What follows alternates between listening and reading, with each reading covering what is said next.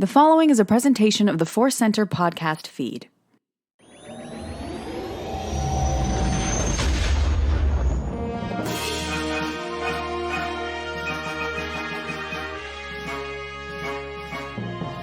As Obi-Wan Kenobi once said, hello there, and welcome to Force Center Presents Databank Dive. I'm Ken Napzok. And I'm Joseph Scrimshaw, and we are thrilled to be doing some diving into the databank. This is the show where we pick something a little wilder, a little bit weirder, maybe just a little bit of something we are trying to wrap our heads around and discuss the hell out of it for a limited time.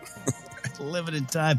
We did the first season of this on the Companion app, a great app for sci-fi fans. Check that out if you'd like. But today, Joseph, I've got the helm, and I decided to, go to a character, a creature, question mark, of that we've discussed a lot in other places.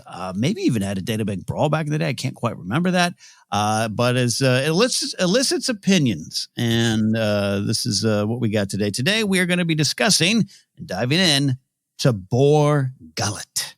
Ooh, I'm so excited for BOR GULLET. When you sent over, you know what, I want to talk about BOR GULLET. I was like, why aren't we talking about BOR GULLET more often in general? Not only on a Star Wars podcast, but in life. I should be bringing up BOR GULLET at least once a day. As you should. And we all, when you hear that name, you hear Forrest Whitaker as Saw Gerrera saying, BOR GULLET.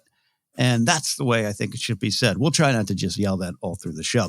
And look, it's Andor season. So we're asking, hey, what characters might show up in Andor? BOR GULLET is on the table for me. Is showing up. I think so. I think with everything that Tony Gilroy has said, it's grounded, is real, and you see those great teaser scenes with Saw Gerrera and Luthen, and in the background, I just want somebody to shout like, "Saw, we just got BOR GULLET."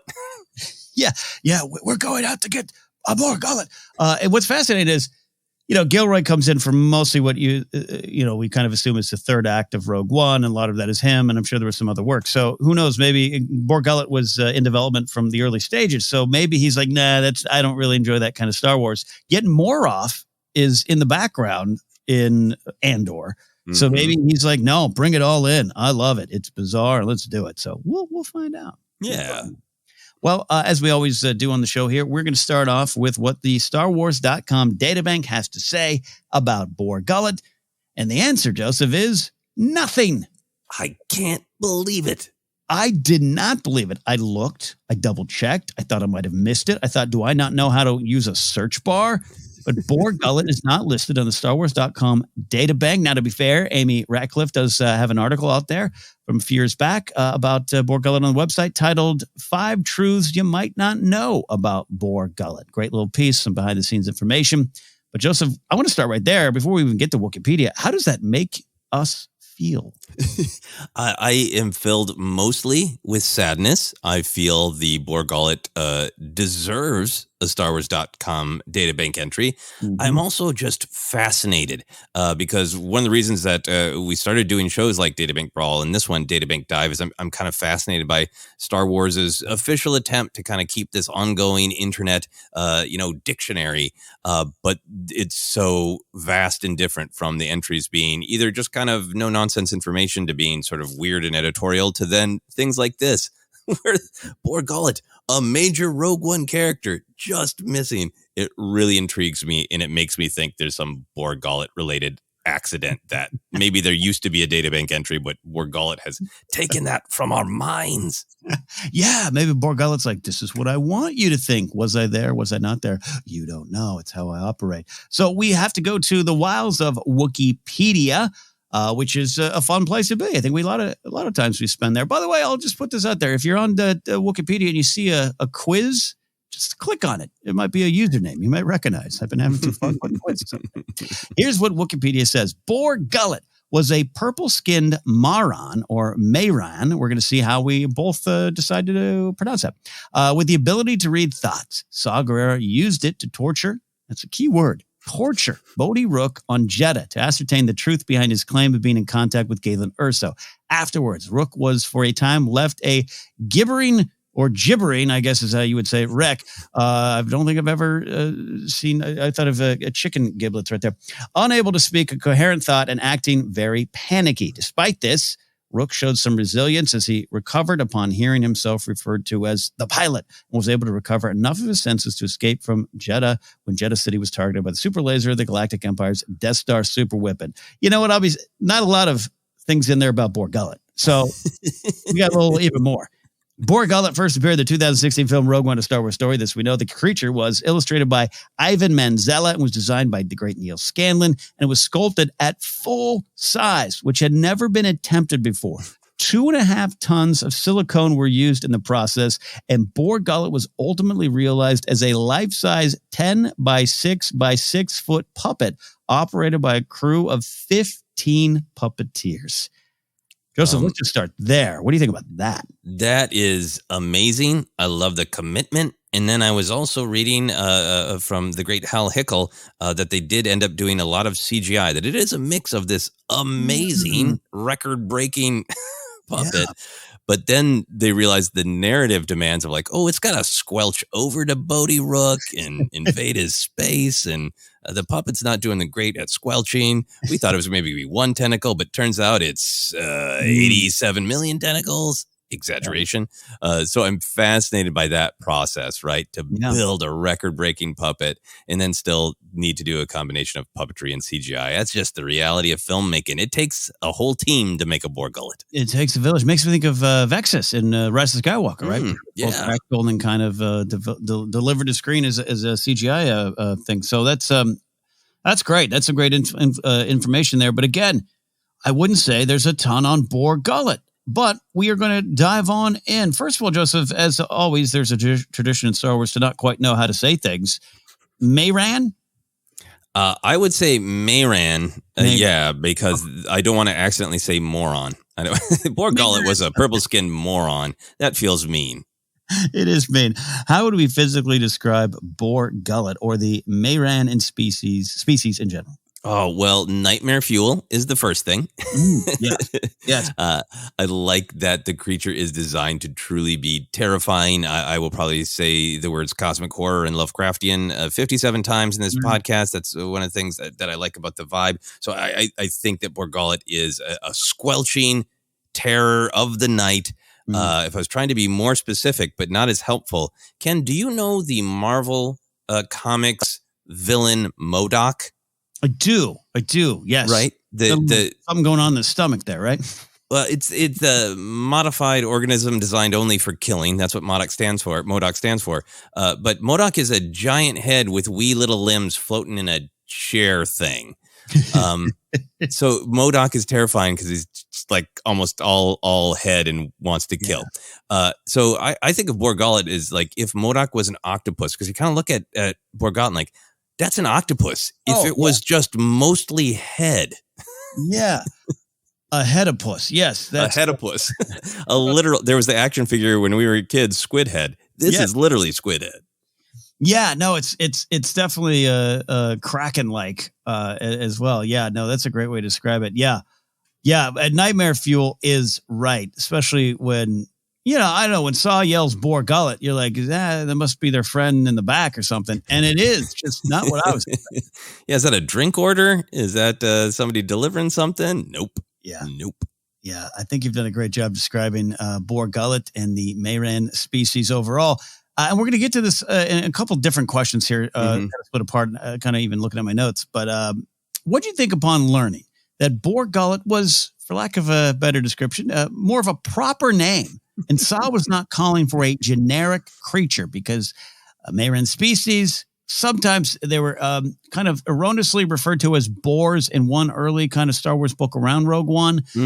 But that also kind of counts. It was later corrected to, well, the species is this, but you can call them boars. But BOR GULLET is specific. The gullet is specific to this creature. I went on such a journey with this, including looking over these notes because I had a bunch of thoughts, and then I saw that later in your notes you clarified a bit of canon that I didn't know that other that the species seems to have boar as the first part of their name and then a different name, which throws everything into chaos. It does. But when I first saw Rogue One, I absolutely felt like this is the creature. It was like release the Kraken, right? It was bring forth the BOR GULLET. It was like BOR GULLET, again, seems like a Lovecraftian creature, an ancient, unknowable old one, like a dweller of the dark that goes by some legendary but not entirely not entirely pronounceable name, right? And the best that human lips can do is BOR GULLET. That's the closest to capturing the essence of this horrific creature.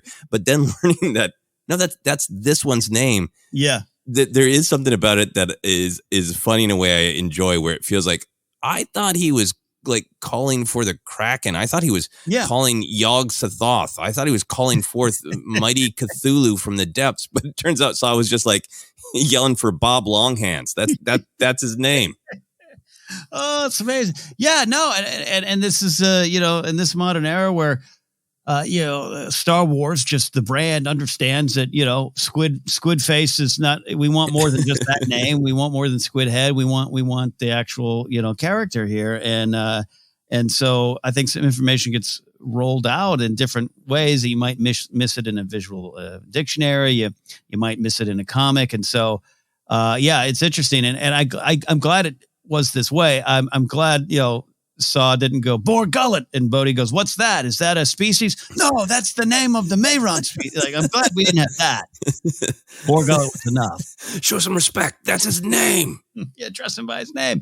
So all I have to say, what is the magic of BOR GULLET? What do they add to the legend and the wonder and the magic of Star Wars? Oh, wow. Well, I think for me, I think I never want to feel like we as an audience have cataloged all of the endless creatures and mysteries across the stars, right? Right. I love the idea that Star Wars can go on forever and we'll hear about more beasts that we've never heard of. I love that in the sequel era, even characters could land on a moon that's long forgotten and discover something.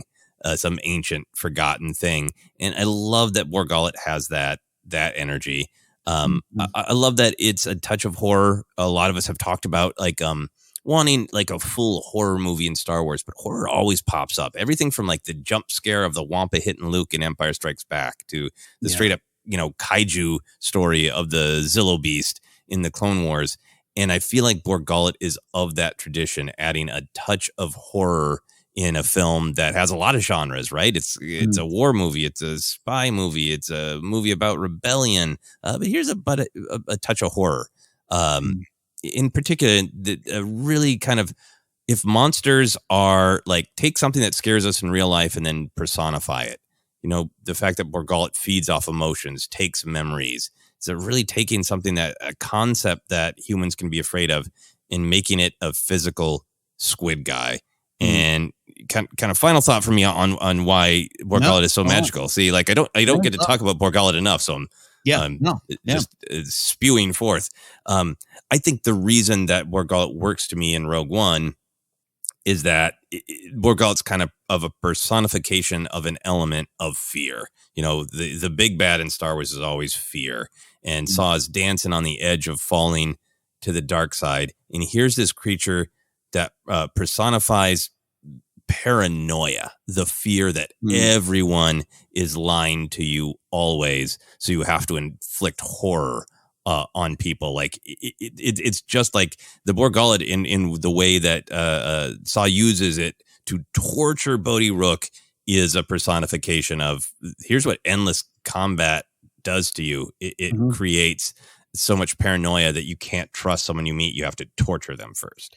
No, this is great. This is why I know you really not just love this creature, this character, if you will, Mr. Gullet, but what it represents, and the horror side of it, the mythic beast side, it works because again, this is when you think of Rogue One, you think gritty, troops on the ground, boots on the ground, war film, and it is. And you think of someone like Tony Gilroy coming in, you think of what Gareth Edwards and Gary Whitta and Chris Weitz were trying to put into the story. And it's all there. And I think it's right to remember Rogue One for that. But then in the middle of it is this crazy, horrific nightmare fuel, because it is for me. And and how Saw uses it and who Saw, because, we're not here to make light of that word torture at all. And this is kind of a sillier version of the Force Center podcast brain here in this type of show. But who else do we know does that? It's Darth Vader. Mm-hmm. Who does that the most in the original trilogy? Leia, along with Tarkin, of course. Let's put some blame there. Han on Cloud City. This is the dark side. It's dark side energy. It's the Imperial energy. And there is Saw, who's fighting a good fight, who's fighting for the good, just cause. But how he does it is always the question. It's always the theme behind him. And I love what you said, that he can't even trust this as the truth. And there's probably some reason for that. It's just a starting point for his journey. But here's poor Bodhi, just like, what are you doing? I'm the pilot. And it's just that this has been done before. And if Saw had stayed alive, it would have been done again. Call for BOR GULLET. We know what that means around here. And we have to get answers because I can't trust anybody. Yeah. And it's fascinating to me. On top of that is who all's being victimized here. Obviously, Bodhi, but does BOR GULLET comprehend what they're doing, or is BOR GULLET just like, I'm so hungry for memories and emotions and truths?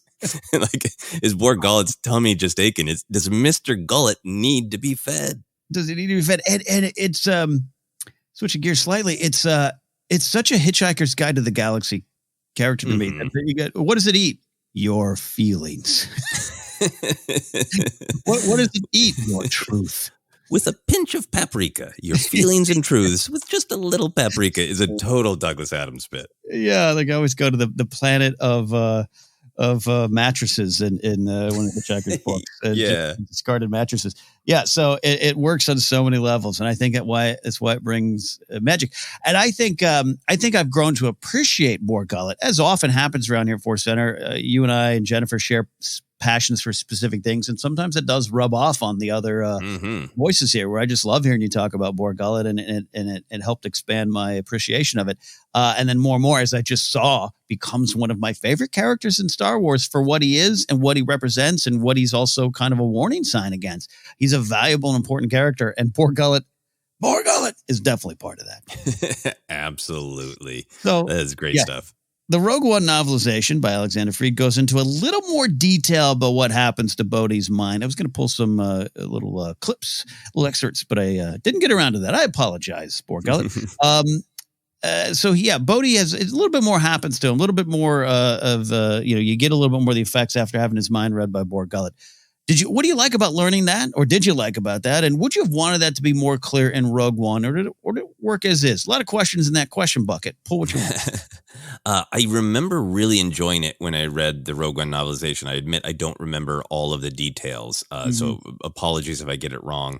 But yeah, I think I remember it just getting inside how that actually felt. It's one thing to watch it on screen and kind of get like, okay, this is deeply unpleasant. This is upsetting. We see the after effect of him not quite remembering who he is in catatonic. But I think, as I recall, the novel just kind of went into making the audience feel what that was like, to feel the violation, right? The invasion. The one quote I did find is there's another BOR GULLET article on StarWars.com called "Why BOR GULLET Freaks Me Out More Than Anything Else in Star Wars." And it starts with a quote from the novelization that says, "The thing in the shadows repelled him, offended him on a level too intimate for words." That whole book, that article is by Kelly Knox. That whole book is great at making you feel everything that the characters feel. So I remember enjoying that. I think it's great. I always want more details. I would have taken a lot more BOR GULLET clarity in the movie. I kind of feel like I love Rogue One, but it is gritty. You don't get the weird and grounded in reality, and you don't get as much of the weird side of Star Wars. And here's BOR GULLET trying their best to be like, I'll hold down the weird. And it feels like the movie just wants to, it almost does feel to me like this was always a part of the movie. But at the end, there wasn't a lot of interest in BOR GULLET, and there was let's get past that. Yeah, I have to check that. I saw the link to that article. Kelly Knox is great. I'm sure that's a fun piece there. As far as reading it, I think I love Rogue One, and there's sometimes little things. I look at the film, we talk about the second act and maybe one more beat with the team. And I just remember kind of my initial viewings not, again, you're like, what the hell was that thing? Right. Did I dream that? I thought I dreamed that for a second. Like, did Saw really call over an octopus to read his mind? And I don't know. I couldn't gather. Bodhi is played so wonderfully by Riz Ahmed as being a little panicked and a little, jittery at times. Like, he's got that energy to him, which I love the way his choices in that. It just tracks for this every man trying to do right and trying to get right here. So I was unsure a little bit. So I think maybe for me, when I read the novel, it was one of those beats, along with Castian came from a separatist family, where it's like, this is great information. I just kind of wish maybe that had been there. But as time passes, I think it all rolls into one. I think it is on screen. You do kind of get it. But it just also was fascinating to know the actual effects and the true danger of BOR GULLET. Yeah, I remember when I saw the film, I thought it was going to come back. I thought like Bodhi was going to be impaired and there was going to be like a critical moment where he is having a hard time focusing, right? Because it's kind of set up a little. The film makes me feel that way.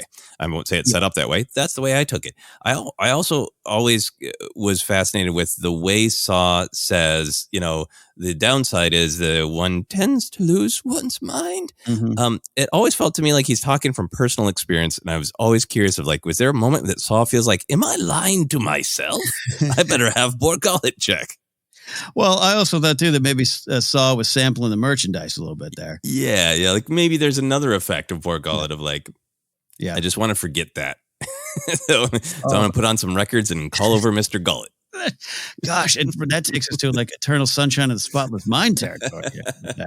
But by the way, it could track where he's just like the pain, the loss of Steela, and I have that jumbled in my mind. Something there. Yeah.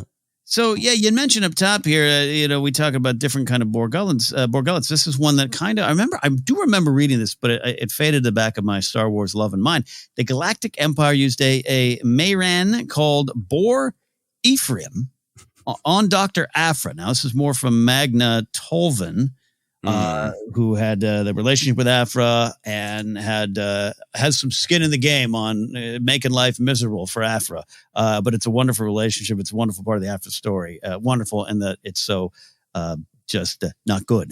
It's a complicated relationship.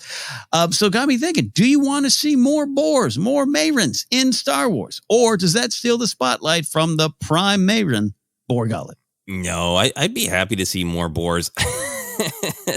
I always like when there's a tip of the iceberg thing in Star Wars that you can have a lot of fun wondering, and then you get a little bit more information. The Bor thing, it's like it's Darth all over again. Is that a name? Is that a title? Oh, it's a title. Okay, like what is this? Is this? Did they go by? Did they when they first encounter someone and slap the tentacles on? Are they also like, well, I'm checking your memories and feelings, but also please call me BOR Ephraim. Yes. Why why they're both named BOR and if everyone you met, is it a clan name? Are we going to meet like the Dank Social or whatever? That's the BOR family and the Dank family. I love it. Like it's a house or a title. That it could be a different time. This is more of a doctor. This is more of a, we talked about the Jedi Order stuff earlier this week. It could be more specific. That's interesting.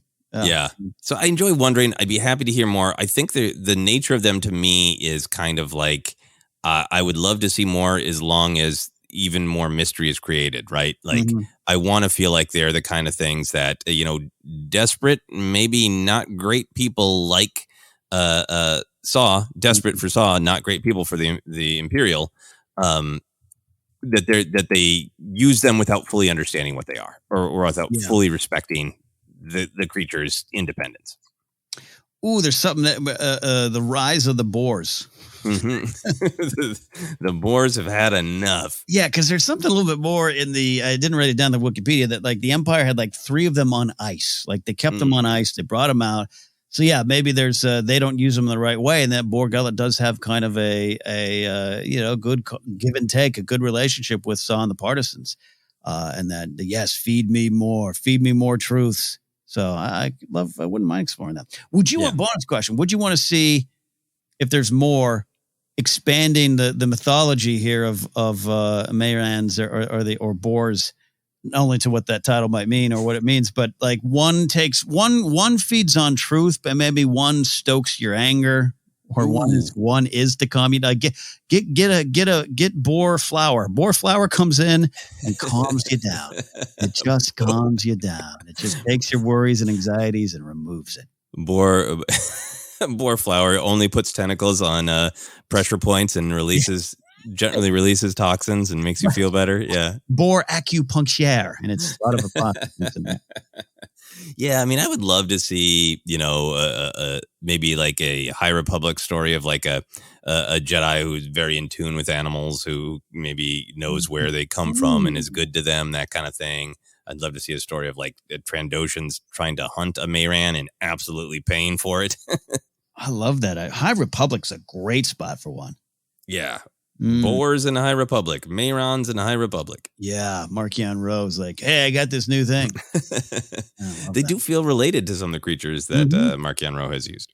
Love that. All right, we are still rolling here, but we're going to take a quick break and come back and make it all personal as we also rate the weirdness, the wonderful weirdness of BOR GULLET. Stick around for more Databank Dive.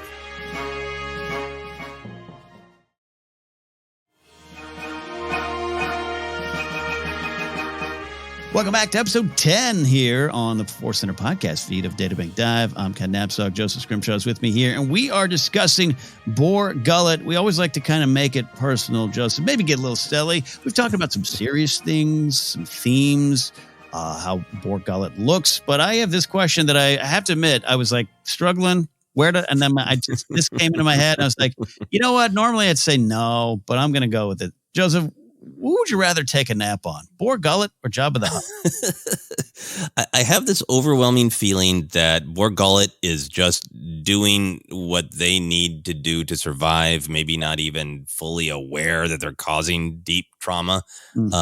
So I don't want to blame BOR GULLET. Yeah. I don't want to shame BOR GULLET, but I don't want those tentacles wrapping around me and making me gibber.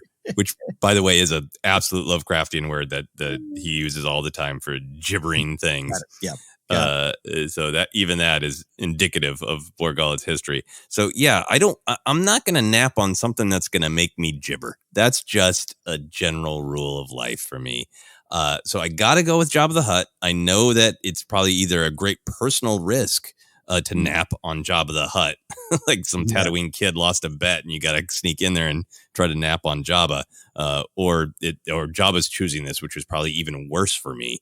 But at the end of the day, I would at least know what Jabba feels like. And that has been such a joke that Diego Luna wants to touch Jabba. Our partner, Jennifer Landa, has done wonderful videos about what Jabba truly feels like. If I got to nap on Jabba, at least I would finally have answers for Jennifer and Diego Luna. And look, one of the things, Jabba, he ain't a nice hut. We know this, but he does at least provide pillows up there. It's the feel, it's the potential smell that might be the issue here. Ooh. And the thing is, if you're like a partisan, let's say you're getting along with BOR GULLET, and BOR GULLET respects you, you respect BOR GULLET. I could see there be hey, just as long as you don't read my mind, can I rest up against you here? And then maybe BOR's fine with that. Or again, maybe sampling the merchandise isn't a bad thing, and there's different, you can set BOR GULLET to different settings. Can you remove anxiety today or something like that? So that could be possible. The threat with Jabba is underneath him is the Rancor. You kick too much in your sleep, or snort too much in your sleep. Jabba might, middle of the night dump you into the Rancor pit. We don't want to be in the horrible position that Ula and Leia were in. That's not us. But Salacious B. Crumb looks like he had a nice, comfortable life while he had it there. Oh, yeah. And with how fascinated he is just with the tail movement, there's some nights where Salacious Crumb tried to sneak up there and take a nap, right? That's actually one of my underrated favorite moments in Star Wars. It's great. It's amazing that in this franchise that we all take so seriously because we should, it's inspirational, but also don't overlook how silly it is. You have a Kowakian monkey lizard studying the waving tail of his master. It's like it's his favorite GIF. He never gets tired of watching it. It's the best. Well, there's pros and cons. I think at the end of the day, I might go with Jabba as well. Poor BOR GULLET.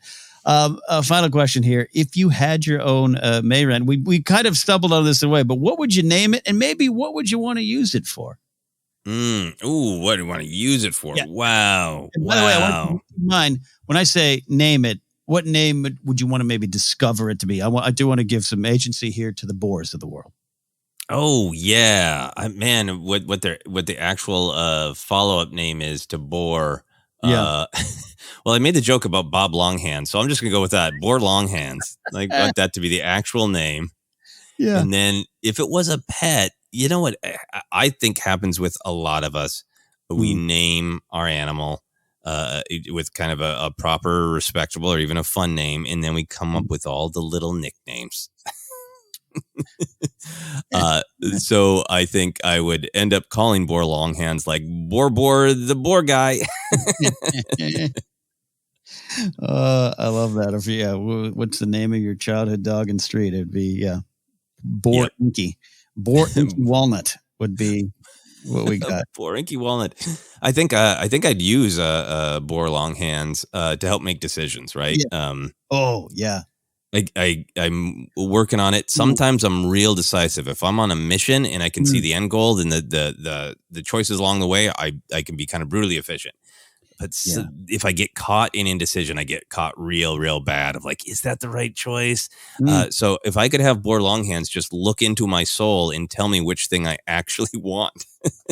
That's actually brilliant. I'll tell you why, because like I would, I'm trying to think of my board name here. Bor Inky might be it. That's damn good. The poodle that I had as a kid, Inky.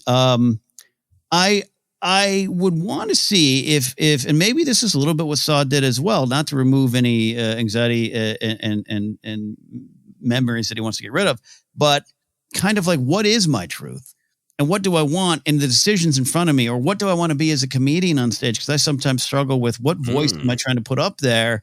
What's truly inside of me? And maybe you sit down with Bor Inky and you plug in and you come out with a little bit, it's a little bit of a spiritual journey into the desert to find out what you really want.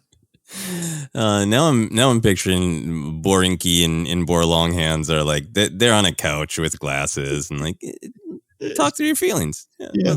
Let's see what you really want. I think that'll be it. That's the question we all get asked. I get asked often. What do you really want? I don't know. I don't know. Bor Inky. Figure it out. All right.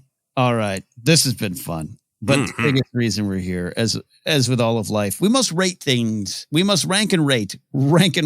So we're going to rate the wild and weird factor of BOR Gullet. Our rating is based on one of the original Star Wars weirdos, Lobot. So maybe one day we'll just do Lobot. So out of 10 Lobot heads, 1 being the least, 10 being the most, how many Lobot heads do you give BOR Gullet, Joseph? I am going so very high. I'm going 9.5 out of 10.